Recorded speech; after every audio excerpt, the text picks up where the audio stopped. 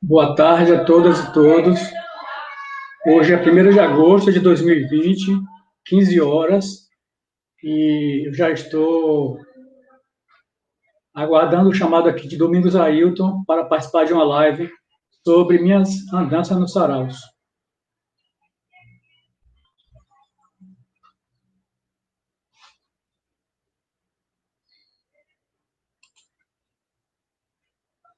Boa tarde, Domingos. Como é que tá?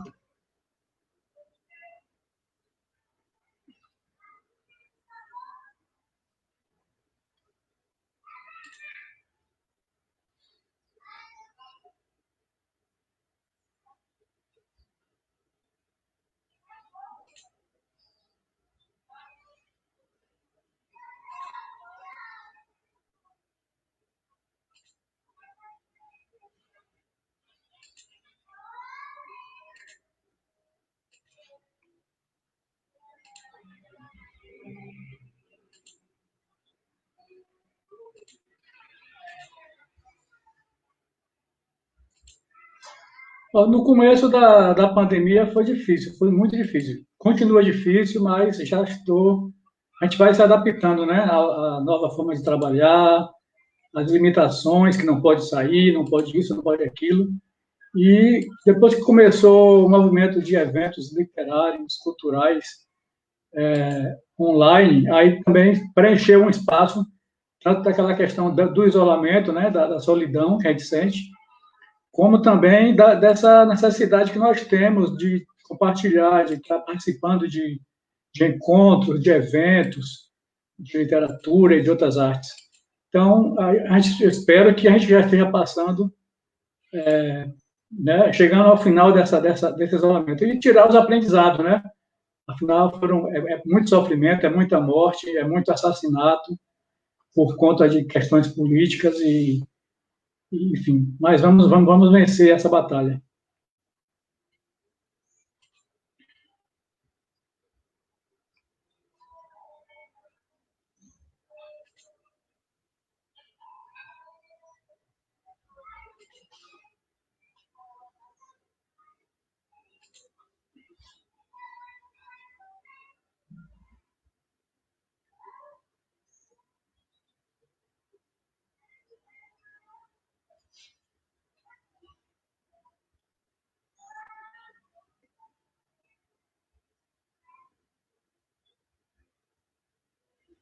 Eu sou natural de Jiquié, nasci na Rua da Banca, uma rua que eu estou com 54 anos. A Rua da Banca continua, pelo menos o trecho que eu nasci, continua ainda com esgoto a céu aberto, né, com lixo espalhado. Na época não tinha água encanada ali, não tinha energia elétrica, não tinha transporte público. Era a fronteira da cidade com o mato, né? Do lado da nossa casa, da casa que a gente morava de aluguel, passava o corredor, chamado corredor, que era um cercado de cerca de um lado e do outro, por onde o gado passava, indo em direção a fazendas ou a matadouros, etc. E eu aprendi a gostar da arte da palavra. Minha mãe é analfabeta, né? Ela contava histórias para a gente dormir e histórias para a gente dormir para passar fome. Por conta da fome, a gente foi atrás da Igreja Católica, atrás da cesta básica.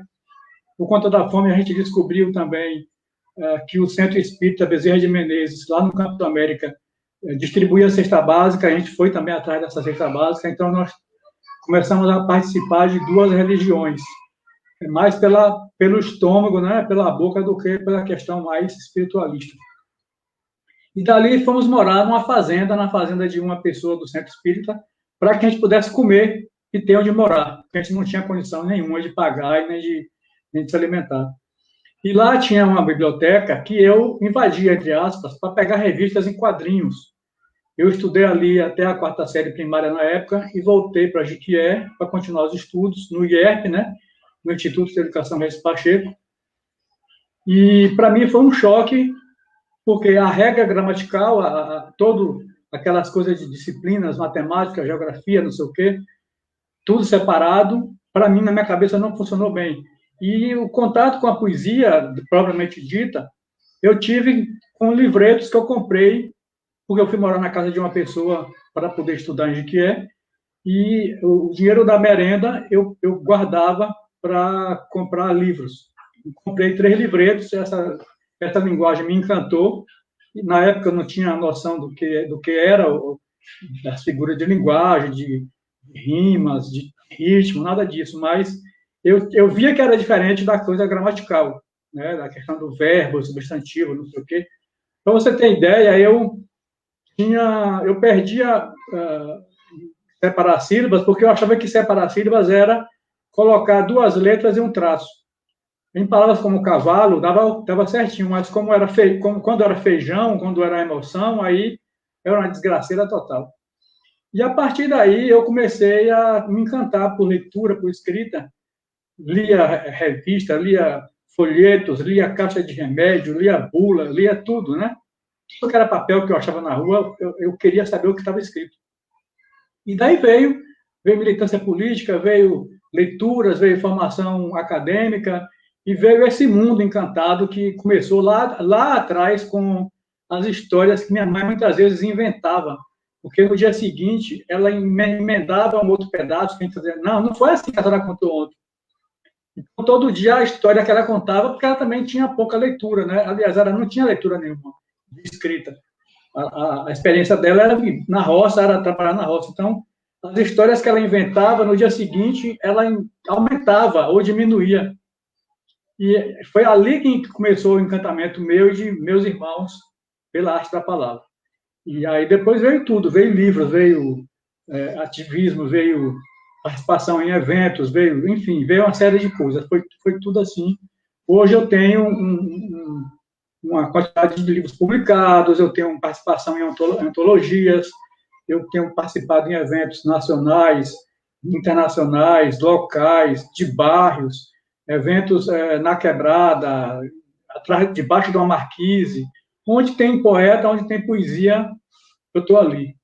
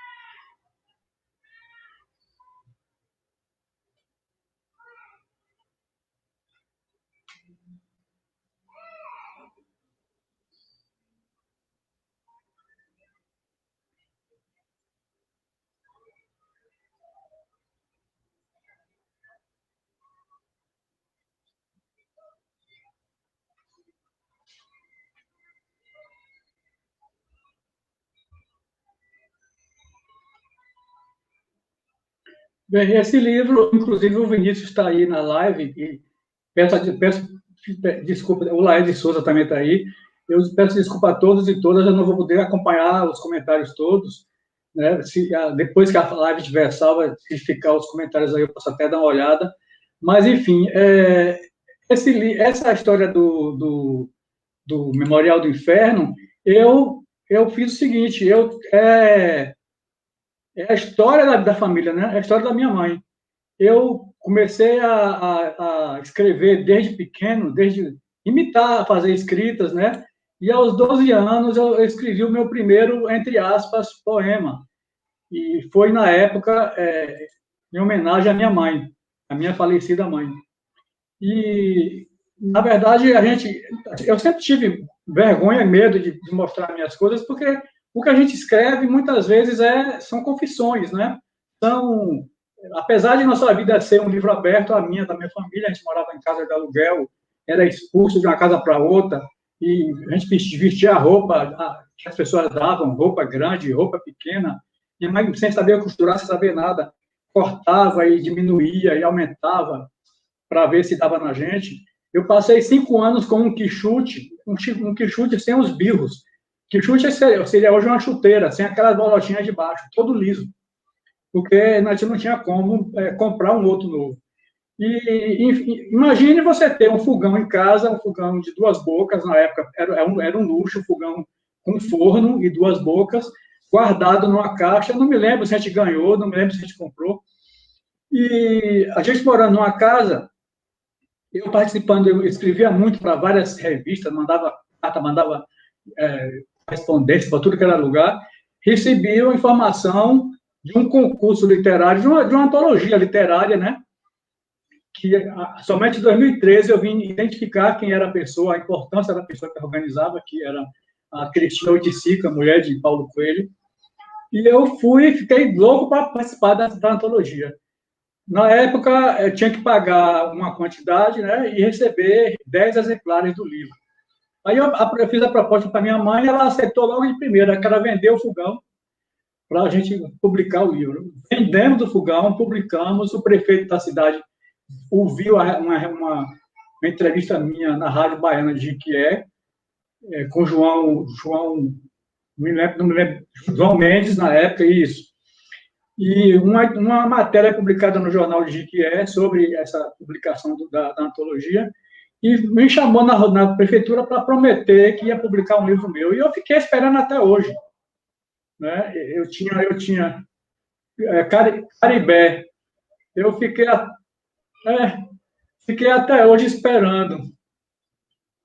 E essa coisa de você prometer, isso me marcou muito. Eu, quando a gente morava em Jequié, com 6 anos de idade, meu pai foi morar em São Paulo para cuidar da saúde, que ele tinha outra família, né, com filhos com 60 anos de idade, 80 anos, e a gente ainda era criança.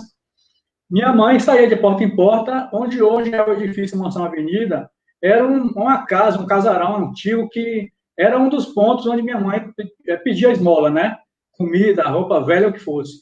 E tinha ali, no quintal daquela casa, um velotrol de ferro, né, tipo um carro mesmo, só que por dentro era pedalando.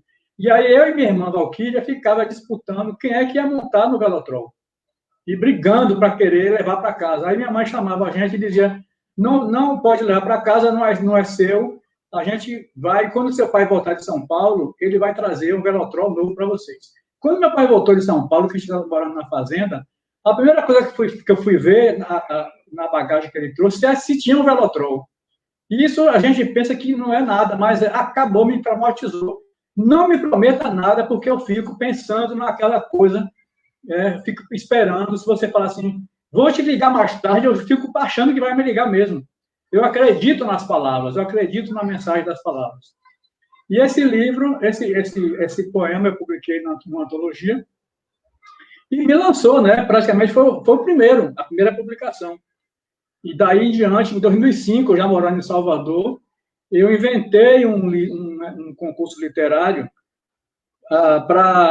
que lançou mais de 2.000 poetas do Brasil e de vários países do mundo.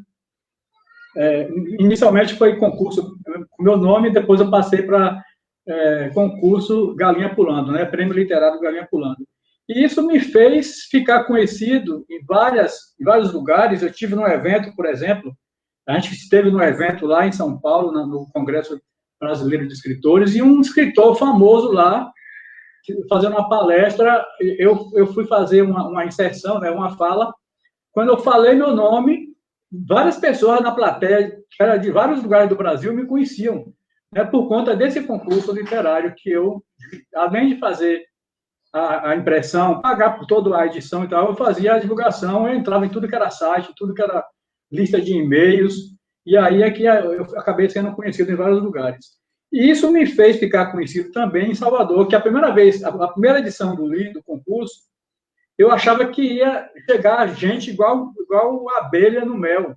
Não veio ninguém, porque ninguém conhecia, ninguém sabia do que se tratava, né?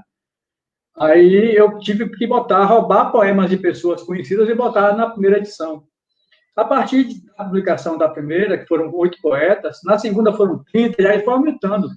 Chegou a edição com 250 poetas, né? Isso me tornou conhecido na cena da cidade, e acabei sendo convidado por Leandro de Assis, que fundou, com Carlos Souza, comigo, com Renata Rimé, Gregório Rocha, uma outra, a namorada de Gregório, Yarrebar, é o nome assim, mais Gal, uma colega da gente, 9 pessoas mais ou menos, fundou o Fala Escritor. Ali, a gente começou a expandir a questão, porque tinha expressões, artes plásticas, tinha dança, tinha arte circense, palestra, debate, lançamento de livro.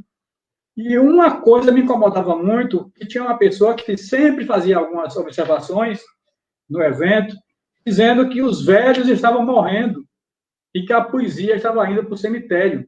E ela, sendo professora, dizia que os alunos dela não gostavam de poesia. Eu fui procurar saber, conhecer outros coletivos. Realmente, em alguns lugares, a poesia era aquela coisa de velório, né? Aquela leitura compassada, aquela formalidade toda, com aquelas roupas de imortais, que não sei o quê.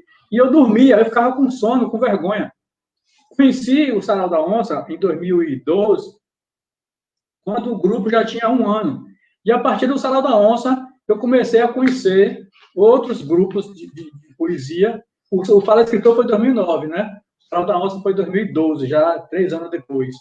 E aí foi tomando conhecimento de eventos, de encontros, de outros projetos, do Sarau Ben Black, e outros saraus que se inspiraram nesses dois aí, e por aí vai. Aí foi que eu comecei a frequentar os coletivos de sarau.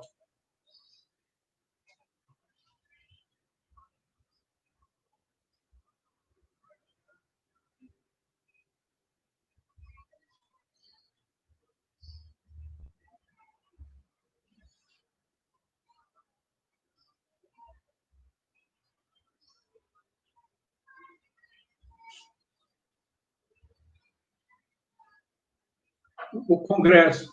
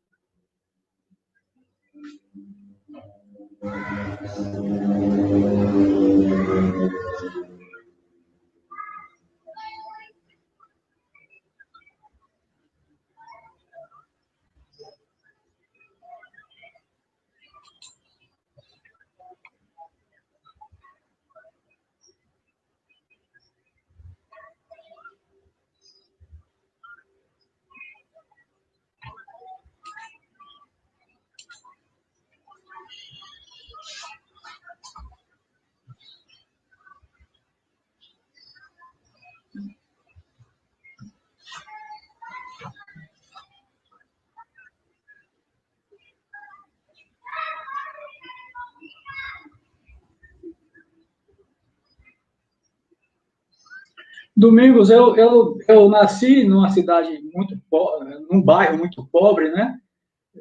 Toda cidade tem seus níveis culturais, níveis sociais e por aí vai.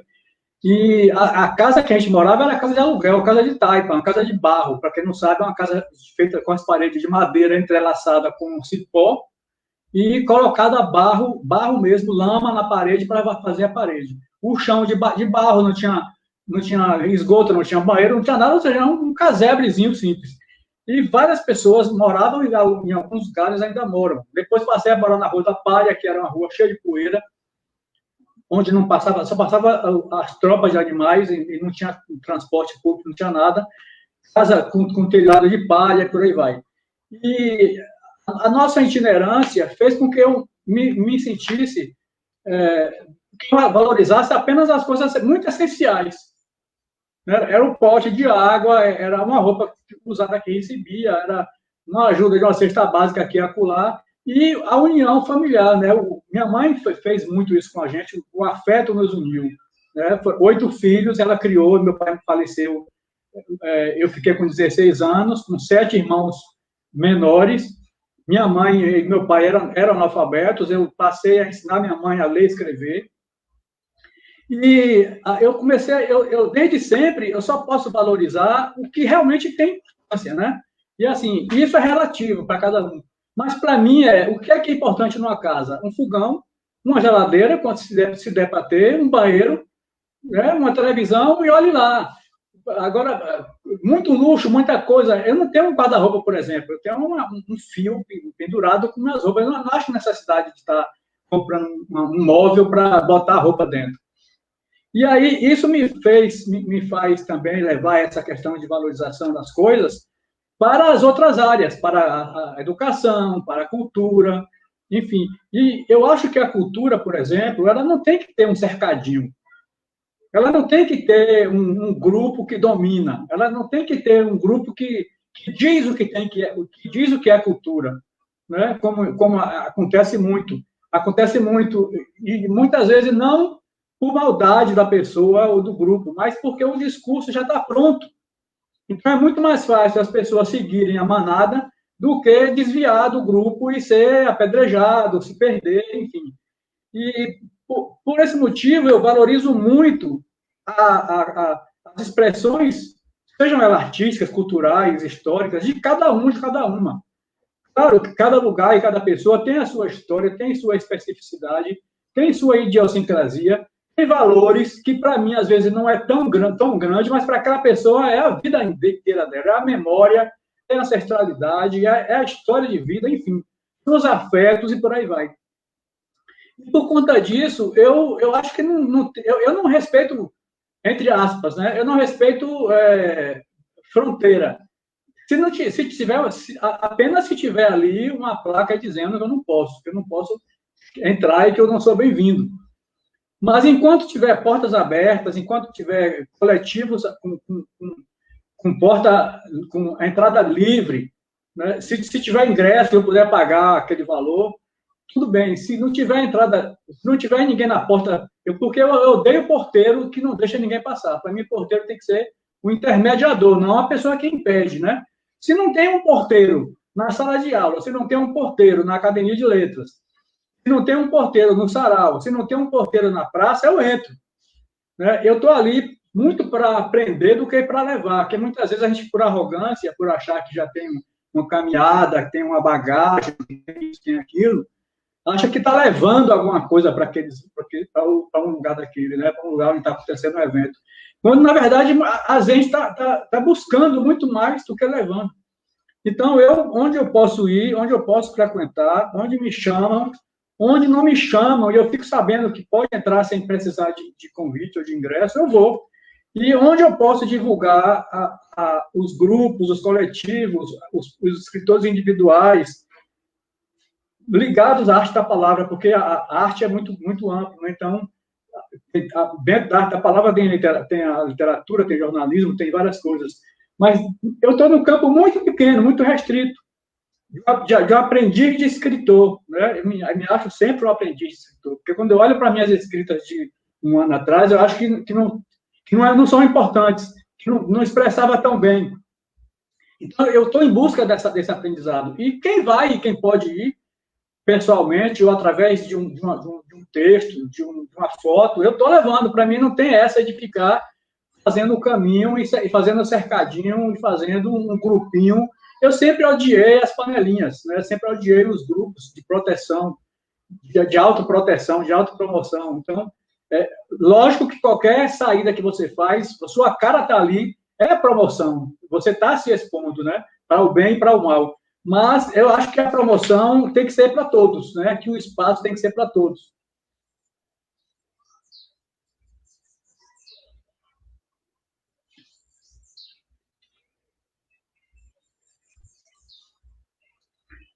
Na Suíça foi através de uma adido cultural da ONU, que é brasileira, nascida em Santa Catarina, em Laguna, Santa Catarina, e que mora na Suíça já há 30 anos ou mais, não sei. E ela, escritora, a gente se conhece às vezes por antologias, né, por livros comuns. Nós nos conhecemos através de antologias. Eu soube que ela estava criando o varal literário do Brasil, lá na Suíça, dentro do Salão do Livro de Genebra, que é um dos maiores salões de livro do mundo. E ela me convidou, e aí, assim, você vai por sua conta. Aí eu consegui ficar uma vez em hotel, outra vez eu fiquei na casa de conhecidos lá, que eu acabei conhecendo lá depois. E aí, assim, tipo uma Bienal do livro, né? Você tem, às vezes não mora na cidade, tipo a Flickr. Você vai, consegue ficar durante o dia, ou então você aluga um apartamento, ou um quarto na casa de alguém.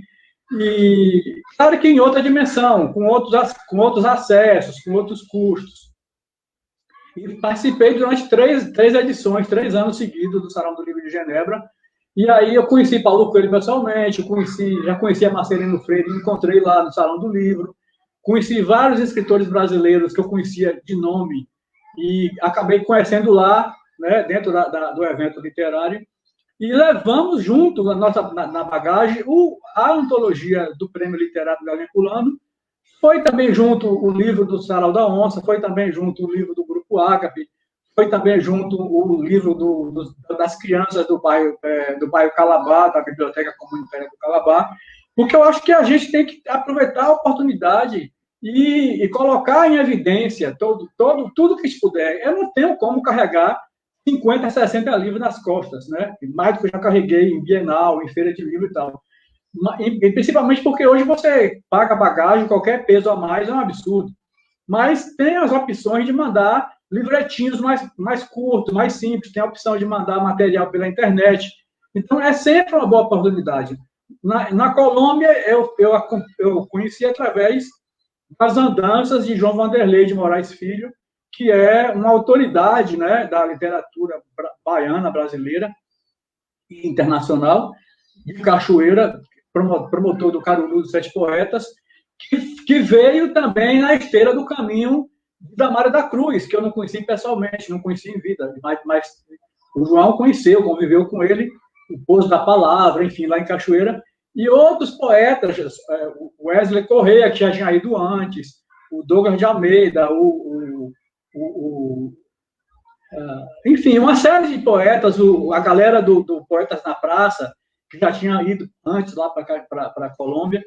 São vários festivais. Esse que eu participo, já participei desses que a galera participou, que é um festival internacional de poesia, que tem 20 anos, que acontece em dezembro, todo dezembro. E esse outro que eu participo é o Parlamento Internacional, do qual eu sou embaixador no Brasil. Tem a Rita Pinheiro, que é cônsul, e tem o Cacau Novaes, que é cônsul. E é um evento internacional, é aberto. Não precisa que eu fale, vá lá. Não precisa que eu diga, olha ali. A pessoa vai na internet, se inscreve. Claro, se puder falar comigo, a gente intermedia, mas qualquer um pode chegar e entrar lá, qualquer um pode chegar e participar. Então, às vezes, a gente fica pensando que as coisas são exclusivas, ou que João, ou que Maria, ou que Pedro tem a chave, né? E eu publico muito sobre esses eventos. Às vezes as pessoas não acompanham, não dá tempo de a gente acompanhar tudo. Mas eu coloco lá os endereços, coloco lá os sites. Quem quiser me pedir pessoalmente o contato da pessoa, se eu tiver, eu passo adiante. Porque, assim, quanto mais pessoas se beneficiarem, não é para a chuva cair na minha cabeça, é para cair na cabeça de todo mundo. Né? Onde houver necessidade de chuva, de cultura, de arte, que caia. Quem puder, quem quiser botar o baldinho e colher algumas gotas, colha. Quem não quiser, espera a nova temporada de chuva. Então, é assim, para mim, a liberdade é total. Não tem que ter essa coisa de protecionismo, de é meu compadre, é meu protegido, não.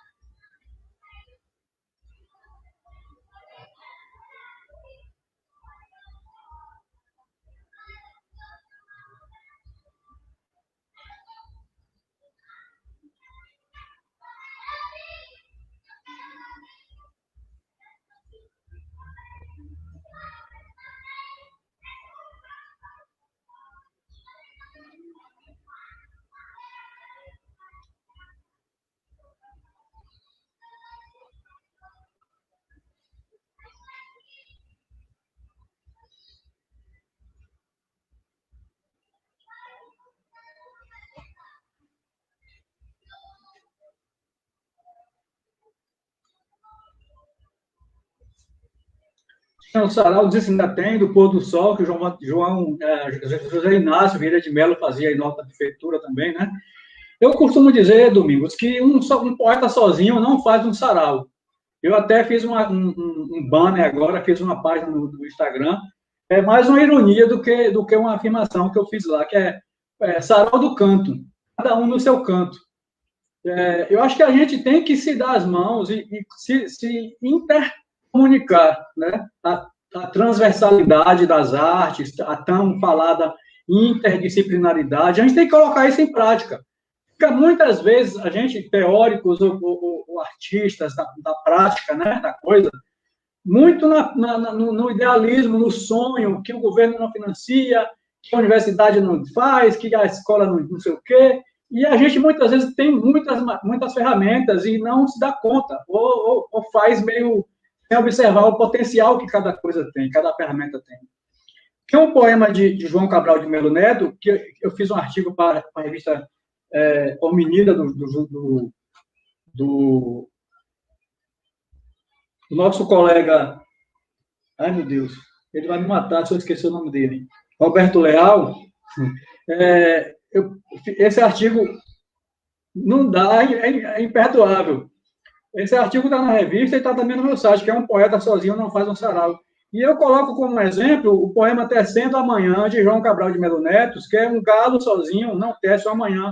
Aí um galo canta, o outro toma aquele canto e passa adiante, por aí vai. E, em relação aos saraus, aquela figura do sarau da Idade Média, que diz assim, né, a Idade Média brasileira,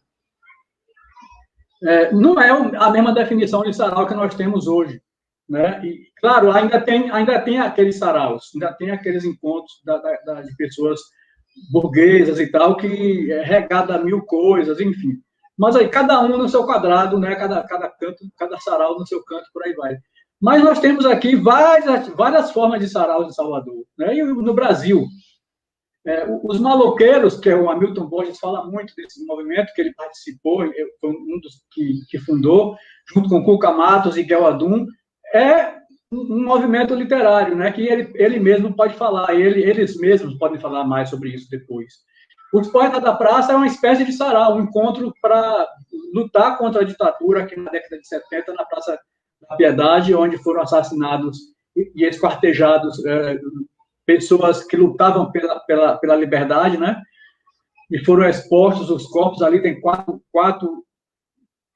bustos simbolizando os 4 homens, né, que lutaram. Na década de 70, Douglas de Almeida.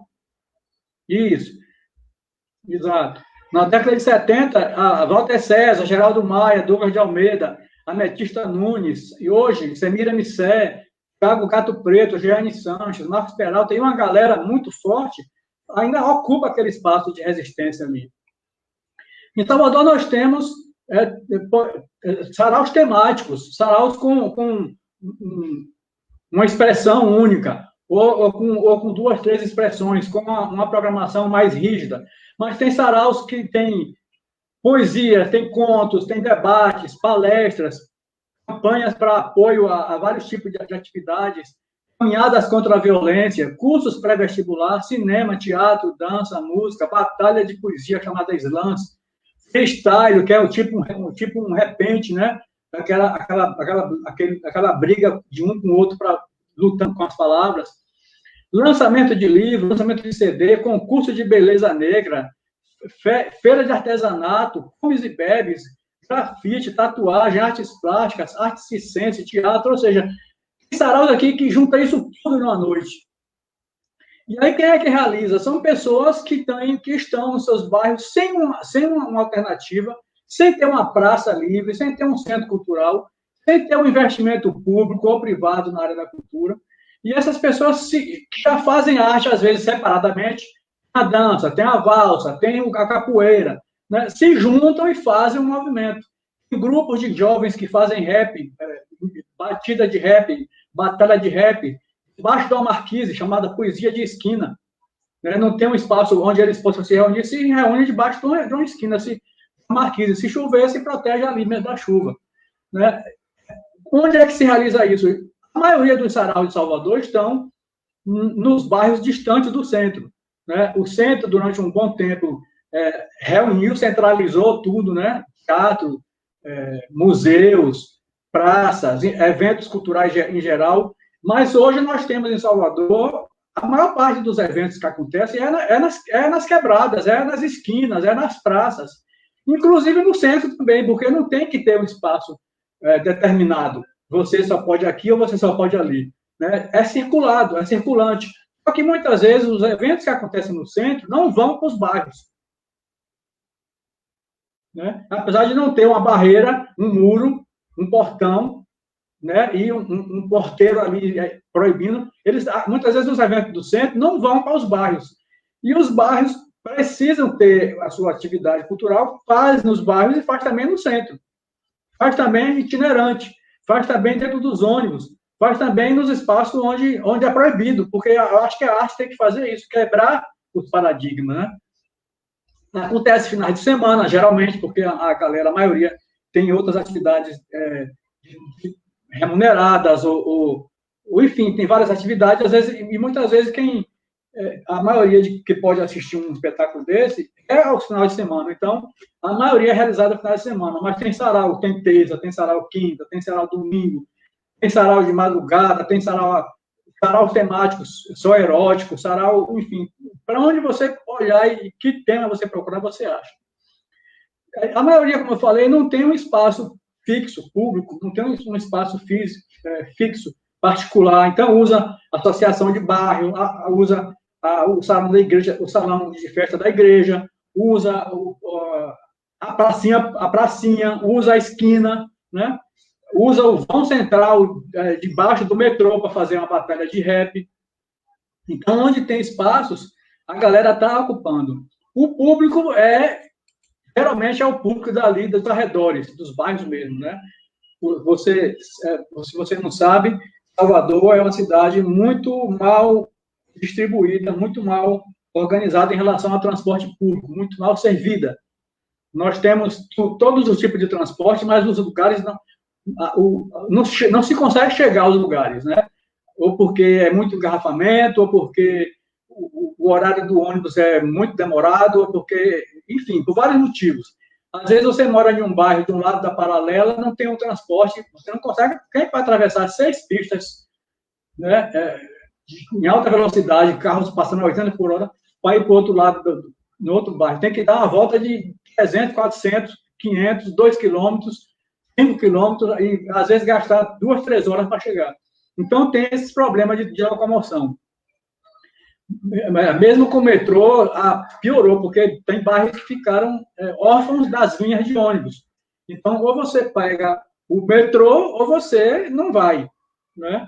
E muitas vezes, naquelas estações alimentadoras, onde o metrô deixa as pessoas só pegar o ônibus, os ônibus ficam ali muito cheios, muito lotados. Então, as pessoas têm horário de chegar em casa, tem que trabalhar no dia seguinte.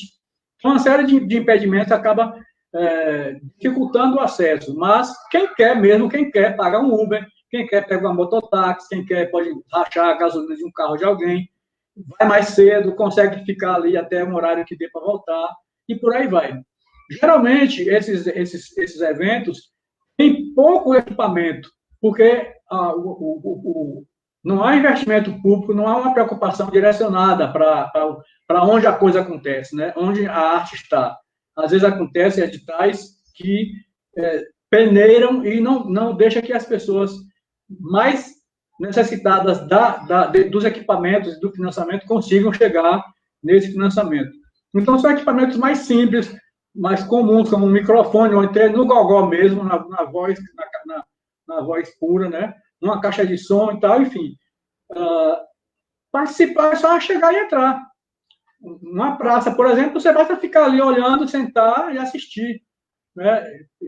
Tem uma dinâmica de participação, às vezes eles abrem inscrições, às vezes pede para que levante a mão quem queira recitar, e por aí vai. É muito livre, é muito dinâmico. Né? Tem sarau que é mais fechado, tem sarau que tem uma lista de presença, que tem uma lista de convidados, só deixa abrir o microfone no final do evento. Tem sarau que o mestre de cerimônia vai fazendo o chamado ali à medida com que ele vai vendo as pessoas que ele conhece, ou alguém dá o nome, ele vai lá e chama. Tem saraus que o microfone fica literalmente lá no meio do espaço. E você vai chegando e recitando, tomando, falando o que você quer e por aí vai. Então, isso é muito diferenciado. Tem que conhecer, tem que ir para realmente entender e sentir o que é o sarau. Agora, claro que eu estou falando como um andarilho, como visitante.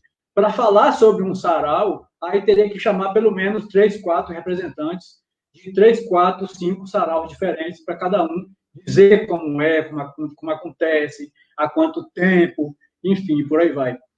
Há muita. A divulgação, geralmente, no início, era entre as pessoas ali. Aí, mesmo na rede social, a rede social barra você. Se você não é meu amigo na rede, eu não vou saber do evento que acontece com um amigo seu, né? Se o seu amigo não é amigo do meu amigo, eu não vou saber do evento que acontece entre eles, né? Então, tem os algoritmos das redes sociais que criam fronteiras também, né? Cria barreiras de comunicação. Mas hoje, a gente, com as várias redes e com vários grupos de poetas e de escritores e artistas em várias redes sociais, acaba, de alguma maneira, tendo uma interface e um encontrando o outro, e um retweetando, compartilhando, comentando, e aí vai chegando adiante. Essa é uma das queixas que se faz e uma das sugestões que se faz. Quando você vê um evento de alguém, compartilha. Você não vai lá, você não está interessado, compartilha. Alguém vai ver, alguém está interessado, né? Alguém da sua rede. De repente, é o objeto, é o assunto que um pesquisador está procurando. E aí, esse pesquisador, esse professor, esse interessado, ou esse escritor, ou esse poeta que quer encontrar um lugar para se expressar, está querendo, e é do lado da casa dele, mas ele não sabe por que você não compartilhou. Né? Não basta estar ali na internet, não basta estar ali no outdoor, no meio da avenida. Se você não passa por ali, ou se você passa e não olha naquele instante, né? Alguém chamou sua atenção, ou o ônibus deu um solavanco, você foi se segurar. Você não, naquele 1 segundo, 2 segundos, você não conseguiu olhar aquele outdoor, já foi. Você não vai ter conhecimento. Então, tem essa sugestão de fazer comentários, de fazer resenhas, de fazer críticas, não para destruir, mas para contribuir, né? De comprar o produto desses artistas, livros, né? São poucos os livros editados por editoras, com capa, com não sei o quê, aquele formato mais formal. Mas tem muitos livretos, tem muitos CDs com poemas declamados e cantados, tem muitos livretinhos, zines e fanzines, e folha de ofício dobrada em 4, 5, 6, 8, com poemas internos, poemas de vários poetas. Tem o próprio show do poeta declamando, que você pode consumir ali, passar o chapéu, você botar ali o quanto você pode.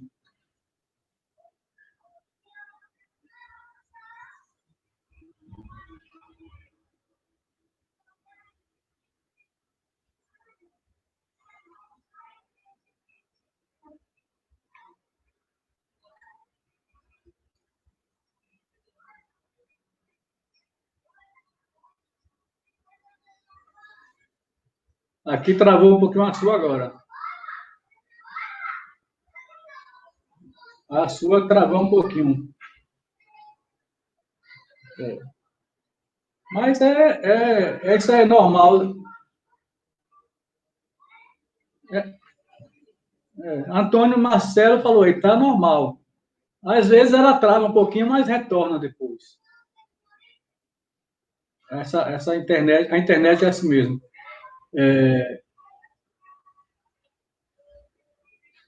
Em relação a quem vai num sarau, a quem vai num evento, seja ele de poesia, seja ele... Diminuiu agora, caiu.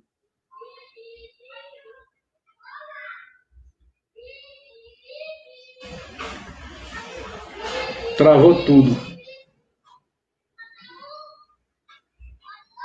Vamos ver se retorna aí.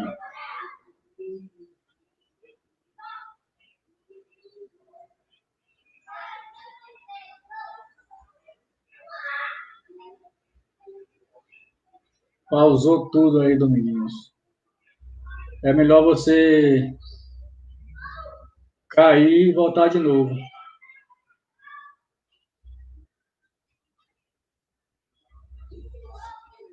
Vocês estão conseguindo me ouvir aí, me ver, ou só foi a cidade dos amiguinhos que travou? Porque aqui eu estou vendo ele travado.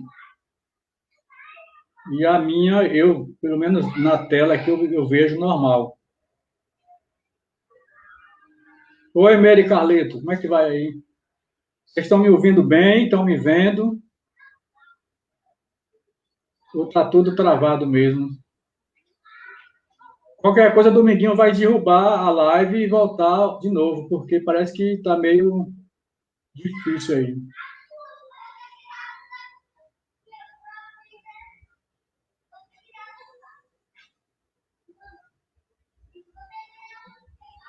Internet é isso mesmo, ao vivo, acaba travando pra caramba. Travou foi tudo.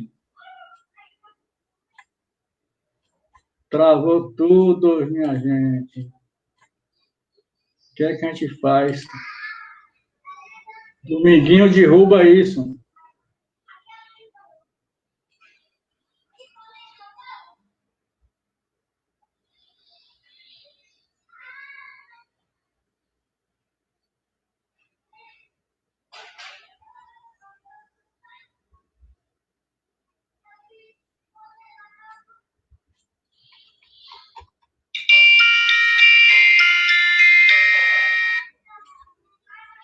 Travou tudo. Agora o Dominguinho vai tentar recuperar ali, voltar tudo novamente para ver se a gente volta a conversar. A internet é um negócio sério. Na hora que você está achando que está tudo funcionando, o negócio trava, a conversa diminui, o ritmo, a velocidade e por aí vai. Esperando o Domingos entrar novamente aqui. Tá difícil. Tá difícil, mas vai dar certo. Esperando aqui, nova entrada de Dominguinhos no ar. Parece que ele caiu lá e não está conseguindo voltar, mas eu estou aqui aguardando. Estamos falando sobre. Peraí. Oi, Domingos.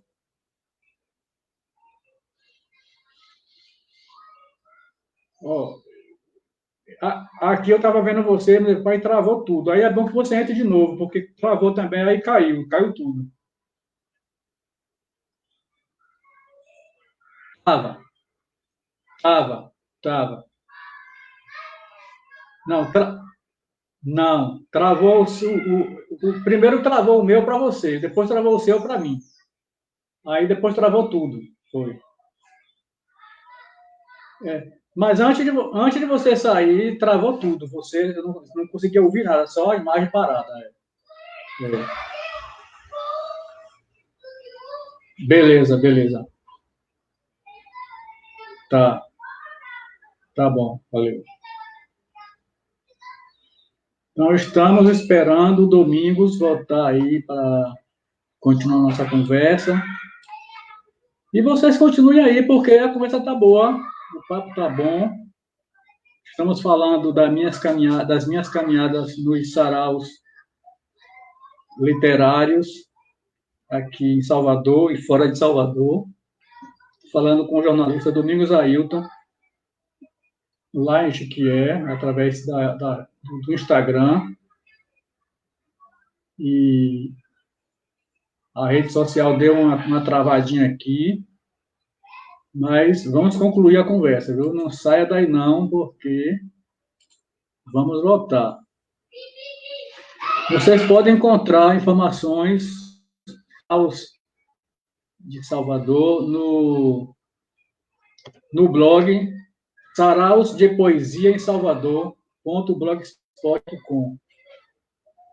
Aí, se você não conseguir gravar o nome inteiro, você vá no Google, coloque lá Saraus de Poesia em Salvador, que aí o Google vai mostrar lá um blog, você entra, tem mais de 100 endereços lá no blog, de vários saraus, com links do Facebook, com endereço onde acontece o evento, com as redes sociais daquele grupo, daquele coletivo.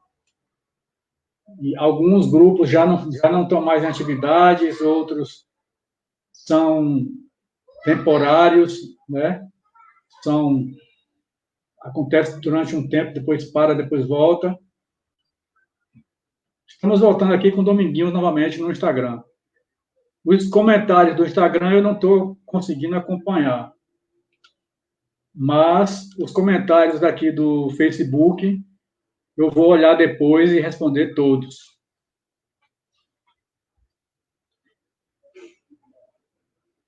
Domingos voltou aqui na internet já no Instagram. Pronto, Domingos. Tranquilo.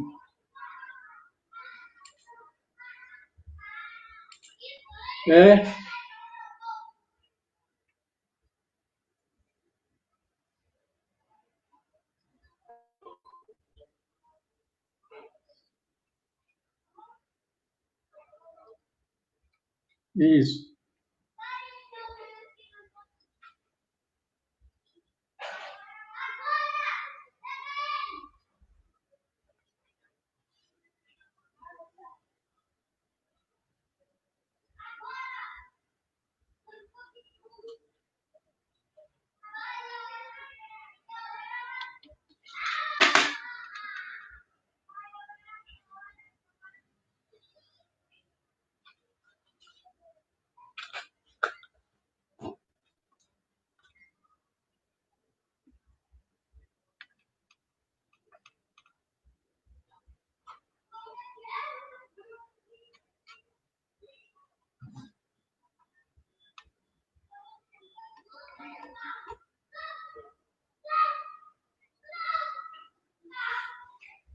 Com certeza, Dominguinho. Eu quero falar em protagonismo, eu quero falar em não ser coadjuvante, né? Não ser interpretado, e sim interpretar a sua própria vida.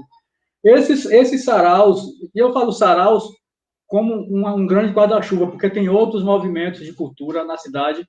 Eu acompanho os saraus por conta da poesia, né? Que é a minha praia.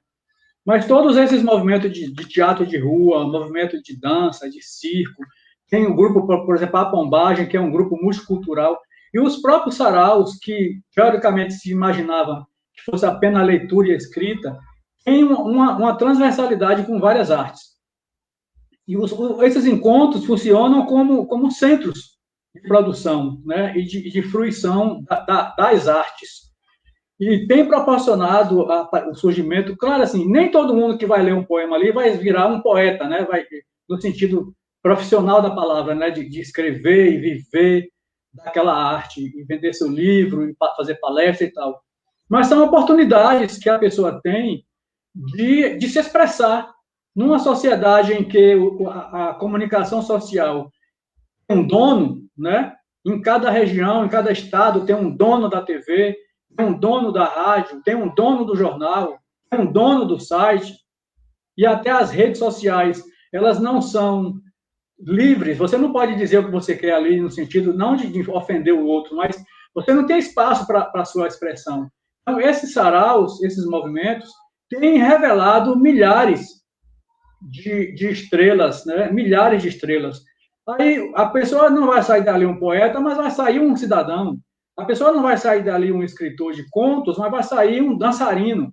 A pessoa não vai sair dali um artista plástico, um grafiteiro, mas vai sair um ótimo pesquisador. Ou seja, ali é um lugar, um caldeirão de efervescência, de ideias e de interação de conhecimentos que proporciona para cada um, para cada uma. Tem mães de família que declaram encaminhadas contra a violência, por exemplo, falando para aos organizadores do sarau, agradecendo por eles educar o filho ou filha delas.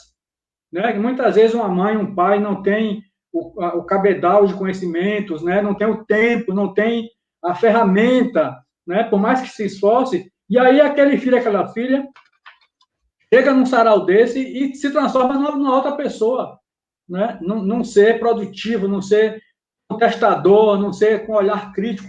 Que chega em casa, às vezes os pais não compreendem muito, mas depois vai entendendo que ali é uma ferramenta de afirmação, é uma ferramenta de empoderamento de dentro para fora, né? O poder da palavra, o poder da escrita, o poder da narração, da narrativa da sua própria vida.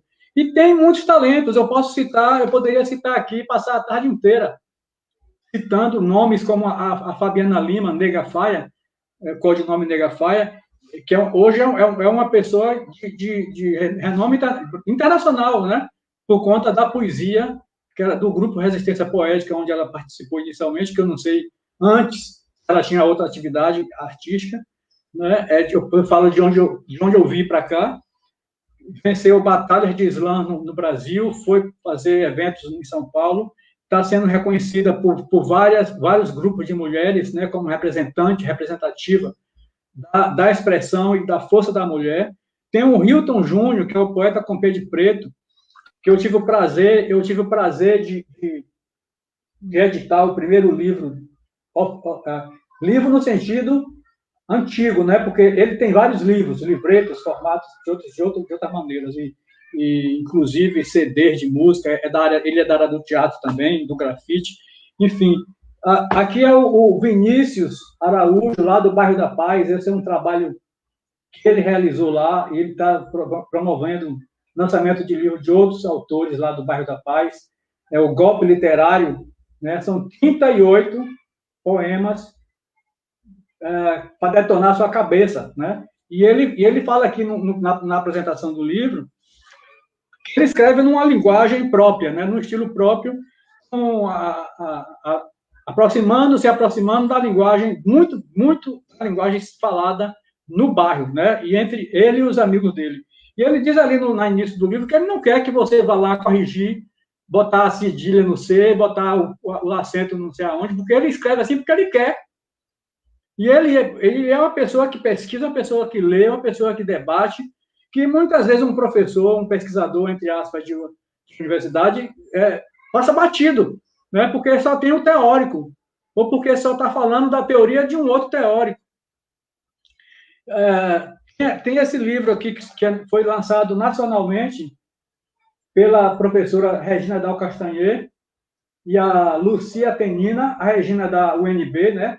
Universidade de Brasília, e a Lucia Tenina, lá da Universidade da Argentina, de Buenos Aires, que é um livro Literatura e Periferias, que tem aqui um artigo escrito por mim, por Carlos Bonfim, que é da UFBA, do Instituto de Letras da UFBA, que eu participo como convidado de um grupo de pesquisa chamado Rede ao Redor. Tem participação no artigo da escritora, da poeta Raul Cirqueira, do grupo Zeferinas, e tem participação nesse artigo de texto da escritora e poeta Jamile Santana, do coletivo Boca Quente, uma menina que concluiu já uma formação na Universidade Latino-Africana, lá em São Francisco do Conde. A Raul Cirqueira tem uma formação que eu não me recordo aqui agora. Né? E então, esse livro está circulando pelo Brasil inteiro, com um artigo falando sobre saraus e quilombismos. Né? É uma fonte de pesquisa para estudiosos. E aqui estamos aqui com doutores e doutoras. Eu só tenho uma graduação. Estamos aqui no livro organizado por doutores e doutoras, pós-doutores e pós-doutoras, e artigos de pessoas com esse nível de conhecimento, com esse nível de profundidade na pesquisa da literatura brasileira. Temos aqui o Poéticas Periféricas, Novas Vozes da Poesia Soteropolitana, escrito por 102 poetas, né? Ilustrado aqui por Marcos Paulo, que é uma cientista social pela UFBA, está fazendo mestrado agora. Ele é um dos coordenadores do Sarau do Jaca, que é a Juventude Ativista de Cajazeiras.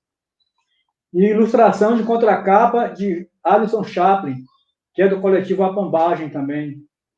Um poema desse poeta aqui foi incluído num livro de pesquisa de uma professora nos Estados Unidos. E temos, eu posso citar aqui o Sandro Sussuarana, o Evanilson Alves, né? O Milson Santos, é um jovem poeta que está agora no IPEAFRO, que é um instituto lá no Rio de Janeiro, que cuida, é um museu que cuida da obra da Abdias do Nascimento. Né? Nós temos o Leleco Souza, está aí, Carlos Leleco está aí na live. Temos aqui em Salvador a Lidiane Ferreira, David Alves e Agonesa, todos com graduação, com pós-graduação em literatura e outras áreas de conhecimento, sendo professores, pesquisadores do Sarau Enegrecência. Nós temos o coletivo Crias da Mata, lá em Mata Escura, com jovens, né, participando do Conselho Municipal de Políticas Culturais da Prefeitura Municipal de Salvador. Eu poderia ficar aqui, Dominguinho, citando nomes durante a tarde inteira, e mesmo assim eu ia cometer equívocos e cometer gafes de deixar vários e vários nomes fora dessa lista. Então, são pessoas que estão aí envolvidas com cultura, com dança, com pesquisa. A Lissandra Ramos, uma pesquisadora de literatura, fez o mestrado defendendo a presença ou ausência, eu estou dando esse título, né? Mas o tema é esse, a ausência das mulheres nas cenas de literatura da Bahia, inclusive na cena periférica. Né? Temos poetas que estão fazendo mestrados e doutorados, poetas que estão ensinando a escrita, né? Dando aula de escrita criativa, dando aula de cidadania em escolas.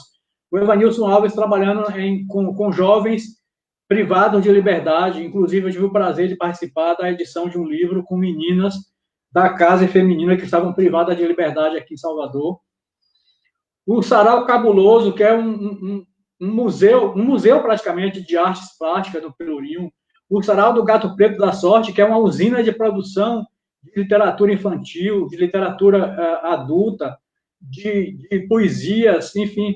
O Sarau das Sete Praças, que é o sarau que acontece na Praça da Piedade com professores, professoras, advogados, e com pessoas, não estou aqui falando a graduação das pessoas, para mostrar ou para dizer que são melhores ou piores. Né? São pessoas que repercutem dentro dos lugares onde trabalham, onde atuam. O Sarau do Cabrito,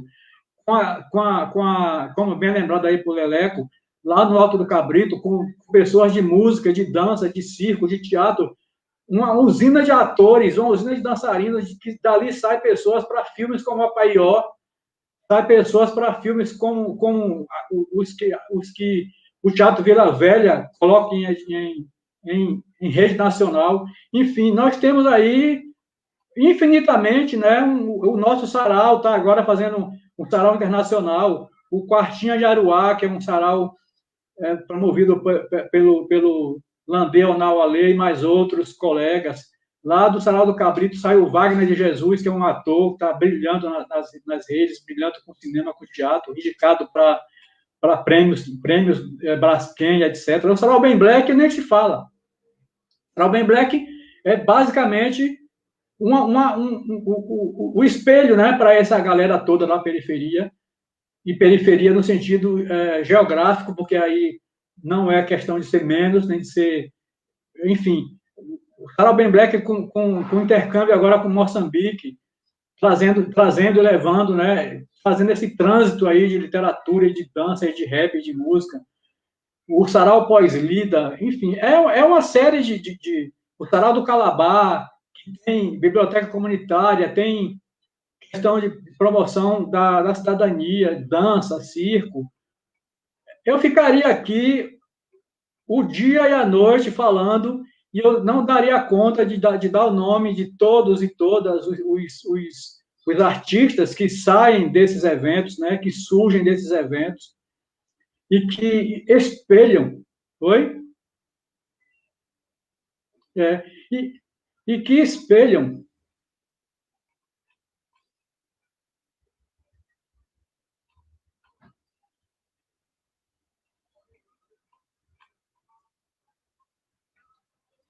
essas publicações.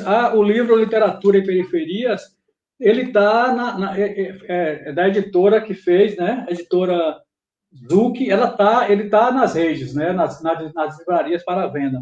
Eu participei apenas na escritura de parte de um artigo. O livro Estão citados no meu site. Se quiser falar comigo no privado depois do Instagram ou do Face, pode me procurar que eu dou os contatos todos dessas pessoas. Né? No blog Sarau de Poesia em Salvador. Bote no Google lá, Sarau de Poesia em Salvador. Você vai achar um blog com todos esses saraus e mais outros que eu não citei, que não dá tempo. Sarau da Paz, no bairro da Paz. O Sarau, o bairro da Paz Vive, que é um grupo de jovens que se reúne na Praça do Popular, uma pracinha pequena, de 5 ou 6 metros quadrados, eles botam ali um microfone, uma caixa de som, e aí um traz o pastel para vender, o outro traz o grafite, o outro, enfim, é assim, né? Cada um trazendo o que pode, o outro vem para ficar fazer a arte para divulgar na rede social. Então, tem todos esses contatos no blog. Se você não conseguir, procura Dominguinhos ou procura a mim mesmo aí no Instagram, poeta.baiano, que a gente dá esses contatos todos.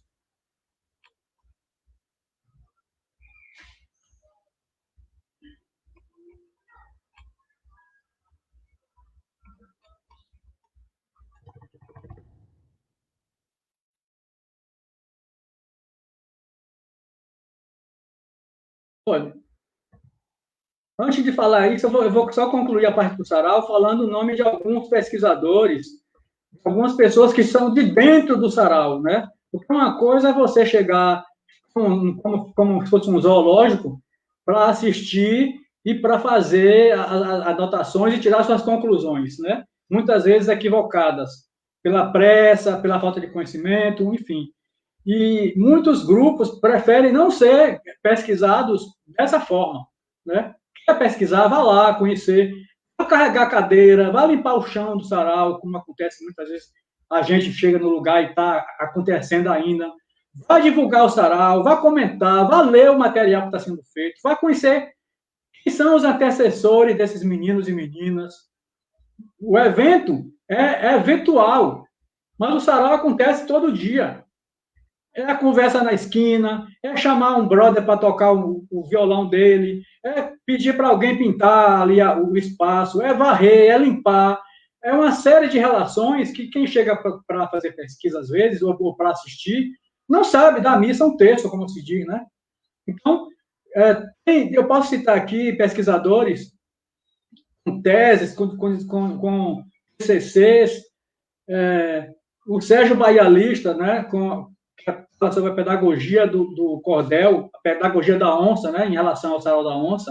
A Jaquinha Nogueira, que é uma professora pesquisadora, está fazendo, se não me engano, já o mestrado ou o doutorado, é do sarau Sapeaçu, lá de Sapeaçu. É o grupo de pesquisa, é o grupo de estudo, literaturas e periferias lá de Taberaba, com a professora doutora Luciana Moreno. O Paulo Paes, um professor da UNEB, que concluiu a dissertação de mestrado dele, agora tirou nota 10, sobre os saraus da cidade. Tem a Alessandra Ramos, que eu já citei, e tem outros que eu posso citar, e inclusive mandar o material de pesquisa, porque é um material preciosíssimo, às vezes se perde na prateleira da universidade, ou quando a gente está com tanta demanda, acaba esquecendo ou não vendo. Eu tenho muito desse material guardado comigo, onde eu vejo, eu copio e guardo. Então, quem quiser pesquisar, quem quiser saber sobre o movimento, eu tenho vários artigos de pessoas que me mandam, e eu vou salvando e guardando. O Galinha Pulando surgiu quando eu criei o blog do Jean Willis. E quando eu ia dizer o nome do blog para as pessoas, aí a pessoa perguntava, Jean com G, com J, é com A-N, A-M ou é o A, tio? O Willis é com U, é com W, é com um L só, é com 2 L's, é com Y, é um Y no final ou I no começo, que é J-E-A-N-W-Y-L-L-Y-S. Imagine você soletrar, né, um site assim, no calor da emoção, a pessoa perdia uma letrinha que você põe a mais e você não acessa. Eu fiquei pensando no nome para um blog meu, poderia ser Valdec. Mas aí, Valdec com V, com W, C-K, Q-U-E, somente com C, só com K no final. Eu falei, sabe de uma, eu vou procurar um nome que seja fácil de gravar, sem precisar anotar. Galinha Pulando ninguém esquece. E sempre que eu vou dar o nome do meu site, eu falo, gente, eu vou dar o nome do meu site, pegue caneta e preste atenção. porque é muito complicado e eu não vou repetir. Eu vou falar uma vez só. www.galinhapulando.com. Aí tem BR, não tem BR. Mas se você procurar só no Google, Galinha Pulando, você vai achar o meu blog.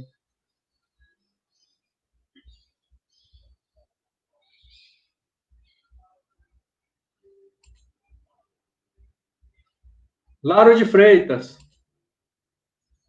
É.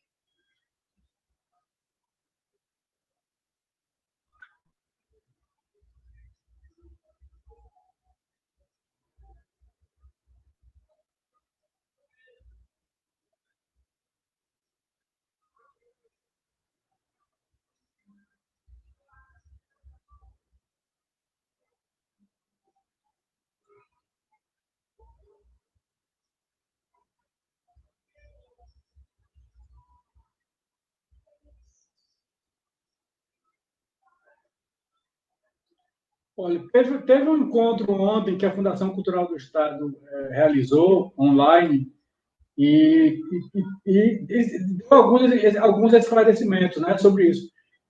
Tem três tipos de financiamento. Tem um financiamento para pessoas, né, pelo artista, que vai ser essa renda de 3 prestações mensais de R$ 600. Tem o financiamento para espaços culturais e espaços culturais, compreendidos também a praça onde o evento acontece, né? A esquina onde o evento acontece, não apenas o imóvel, né? O salão da igreja, o salão paroquial, ou o grupo de associação de moradores, ou um ou outro grupo que tenha um próprio espaço físico, e também editais e prêmios. Então, eles estão definindo, inclusive, eles recebem, isso estou falando do Estado, porque cada município vai ter também, vai poder financiar, eu não sei se é apenas os espaços ou premiação. São 3 faixas de premiações. É. Então, em cada município, você pode se informar com o Conselho Municipal, com esses artistas que já estão mais apropriados da política cultural daí, do seu município, né? Procure o secretário de Cultura da sua cidade. Agora, basicamente, são 3 tipos de financiamentos. Esse de R$ 600, eu acho que praticamente é uma manutenção, né, do artista que parou de ter acesso ao ônibus para recitar, que não pode estar numa praça com aglomeração, fazendo um sarau, ou mesmo dentro de um espaço fechado também é proibido. O financiamento de espaço, que deve ser através de edital, provavelmente, né? Para grupos que ocupam determinados espaços. Se você ocupa uma praça, se você ocupa uma praia, se você ocupa um bar, isso é um espaço cultural, né? Você comprova lá, de acordo com os critérios que o seu município exigir, né? E concorre a esses valores. E em relação aos editais e prêmios, aí é uma outra categoria que cada município vai também estabelecer os limites, os valores máximos e mínimos. Agora, eu acho o seguinte, que essa lei Aldir Blanc, não a lei em si, né, porque nenhuma lei sem a nossa ação funciona, mas ela nos dá uma sinalização de que nós, artistas, somos essenciais. Nós somos essencialíssimos. Essa pandemia, por conta da morte de muita gente, né, perdas irreparáveis das pessoas mais representativas ou apenas uma pessoa que você não conhece, e cada vida dessa tem uma importância imensa dentro da sua família. Mas em relação a representação dessa vitória da Lei Aldir Blanc, a gente percebe que a pandemia veio trazer, abrir os nossos olhos, que é importante a ciência, muito importante a ciência, importantíssima. A gente está vendo aí que os remédios, as vacinas, as pesquisas são importantíssimas para a gente vencer essa e outras pandemias. É importantíssimo a comunicação social, né, o jornalismo sério, né, para poder trazer subsídios e ferramentas para a gente lutar contra tudo que está aí, que eu não vou precisar dizer. E também a arte é essencialíssima, né? Combatida, que a arte é vagabundo, que a artista é vagabundo, que não sei o quê. E provamos que a arte é essencial para a gente se manter vivo, né? Nenhuma cultura pode sobreviver sem arte. Nenhuma expressão de conhecimento sem arte, apenas a mesmice fria da palavra, do produto, sem a arte no meio, sem o humano, sem o sentimento, não tem importância. Tem um aqui falando da Califórnia. Beijo em Bahia, meu brother.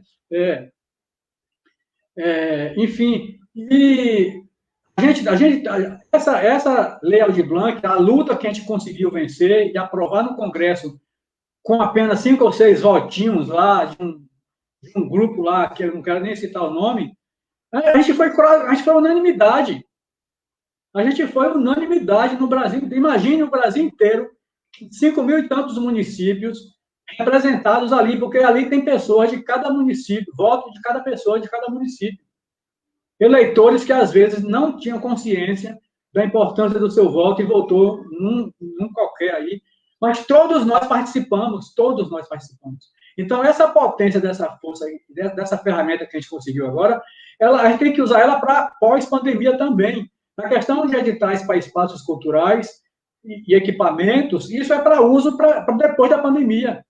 Você pode inscrever projetos para eventos online e virtuais, mas também se desdobrar ou ser apenas físicos, para depois da pandemia. Né? Colocar lá critérios, exigir do seu conselho municipal, do seu secretário de cultura, do seu município, do seu estado, que aceite elastecer os prazos para a execução do seu projeto. Porque aí você vai ficar, não é para receber agora até, sei lá, vamos supor que a pandemia termine em agosto, e depois de agosto não tem mais. Não, estender a produção desse evento para muito além disso. Você consegue financiar um equipamento, no caso de um sarau, um exemplo, uma caixa de som, um microfone, né? Isso é ferramenta para você usar durante um bom tempo. Né? Um equipamento desse tem vida útil de vários anos. Então, a gente não pode pensar apenas na esquina. Né? Terminou ali, o horizonte chegou ali, acabou. Não, o horizonte não pode acabar. É esse horizonte que a arte nos propicia de sonhar e de construir, não apenas ficar sonhando, imaginando, criando ideias, mas criando ideias também e filosofando e criando alternativas para que essas ideias elas se concretizem além do horizonte. Porque quando o horizonte ir para mais à frente, a gente vai atrás dele e continua, e continua, e continua.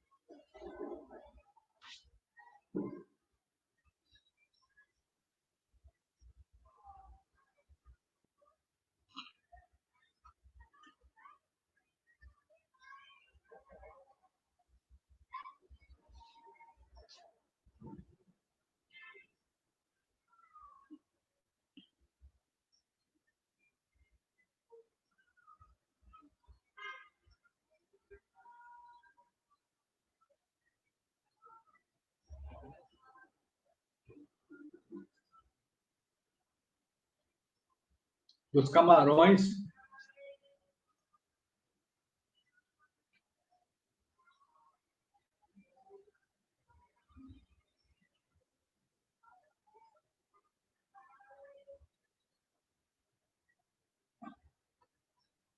Eu só tenho a agradecer, Domingos, esse espaço e poder colaborar com esse trabalho seu é um privilégio para mim.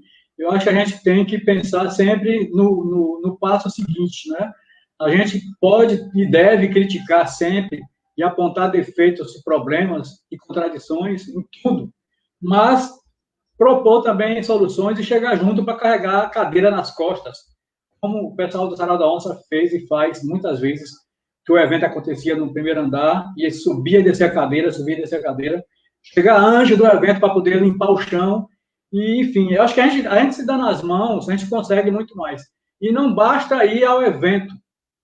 A contribuição você pode dar até não indo lá, né? Você pode dar divulgando, você pode dar contribuindo com comentários, indicando pessoas, indicando profissionais, comprando material das pessoas, artesanato, livros, né, CDs, financiando da forma como você puder. E porque a gente eu acho que a gente faz parte de uma corrente, né, de um ecossistema. Se a gente se acomoda, a gente incomoda o restante. Se a gente produz, se a gente colabora, está colaborando não para que esse outro que eu ajudei me dê amanhã de volta o que eu dei a ele ou ela, mas que esse universo circule. O dinheiro no bolso é apenas uma cédula. E quando ele sai, ele vira uma corrente que pode fortalecer muita gente. Né? O conhecimento também. Você pode contribuir com resenhas, com pesquisas, com divulgação. Enfim, essa é a chave, de a gente poder contribuir com o cenário, porque criticar por criticar não dá mais. Então, apenas esperar que o governo faça, ou que a ONG faça, ou que a escola faça, ou que o professor, o jornalista, faça a sua parte. Né? Não sabe o que pode fazer, pergunte. E não vá para o evento, um evento tipo um sarau, por exemplo, com um olhar de pesquisador de zoológico. Né? Vá para lá contribuir, vá para lá aprender, vá para lá colaborar. Né? E, enfim, juntos somos muito mais fortes. Muito obrigado.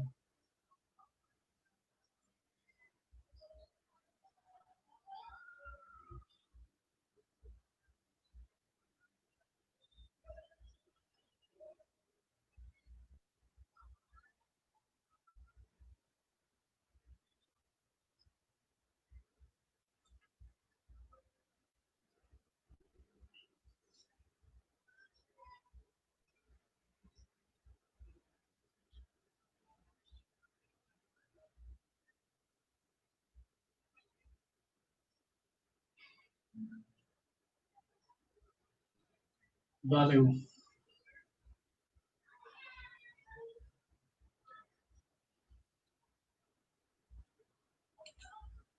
E finalizamos aqui essa conversa com o Dominguinhos, lá de Jequié, Domingos Ailton, jornalista, escritor, divulgador, editor de revista, enfim. E uma boa tarde para todas e todos, e a gente se encontra por aí nas redes sociais. Até breve.